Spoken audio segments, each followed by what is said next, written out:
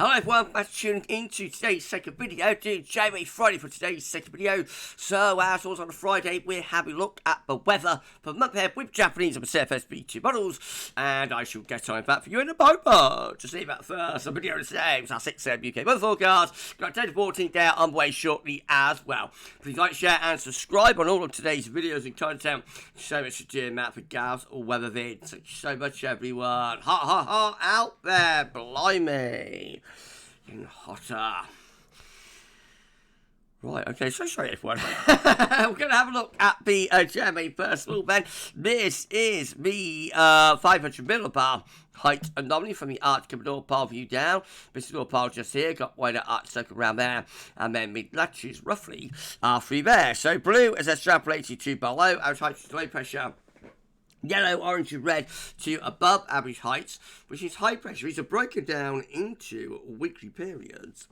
The first week period will be taking us from today, the 11th, through to the 18th of the month. So we're going to find that we have in the week ahead above average heights, high pressure over and to the north and east country, lower pressure below average heights out to west southwest, and winds will be coming up from a southerly southeasterly direction. So it's going to be very warm in week ahead, starting with a heat wave, then gradually cooling things down a little bit. Week 2 will be the 18th, 25th of July. High pressure again is still sitting to our north and east with low pressure out here. That should still keep the wind coming more or less from a southerly or southeasterly direction. Could be a bit showery, a bit funky maybe, particularly to southern and western areas. And then weeks 3 and 4 will be, hold on, the 25th of July to the 8th of August with above average heights. Hold on.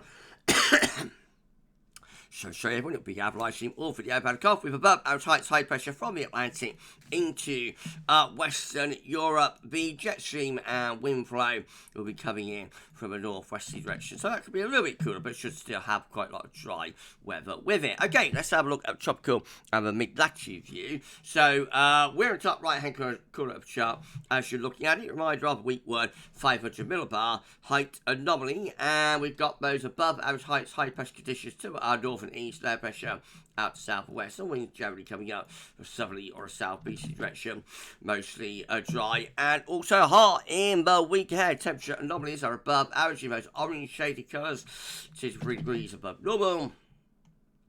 Precipitation wise, it's about average, maybe slightly more unsettled. That could be down to an increased risk of heavy downpours and thunderstorms early next week. Now, week 2 is going to be the 18th, 25th of July. Again, high pressure is to our north and east. Low pressure's out here. Winds again coming in from an easterly, southeasterly direction. Temperature anomalies remain above average by about 1 to 2 degrees. So in most yellow shaded colours again. And precipitation wise, well, again, we could see some heavy downpours, maybe some thunderstorms. So actually slightly above average with rainfall.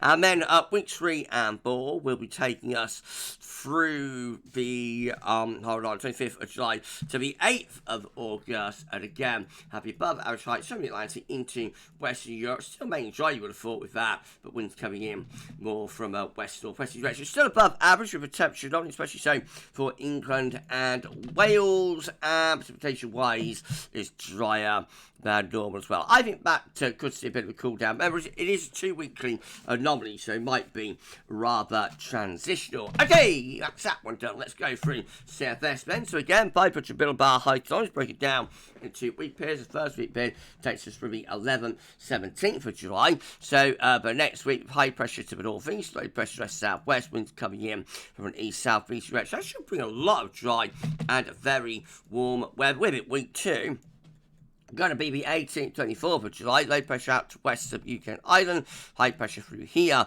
Winds coming up southwesterly direction. So perhaps a little bit more unsettled, but could be a bit showery. Week 3 will be the 25th of July to the 31st. Now, this is a big change to the JMA.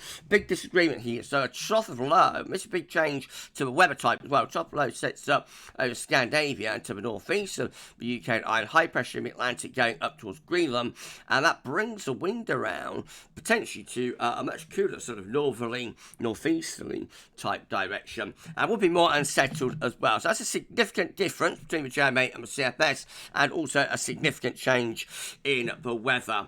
And then we go through to week 4, which will be the 1st to the 7th of August, just on a little bit westerly then.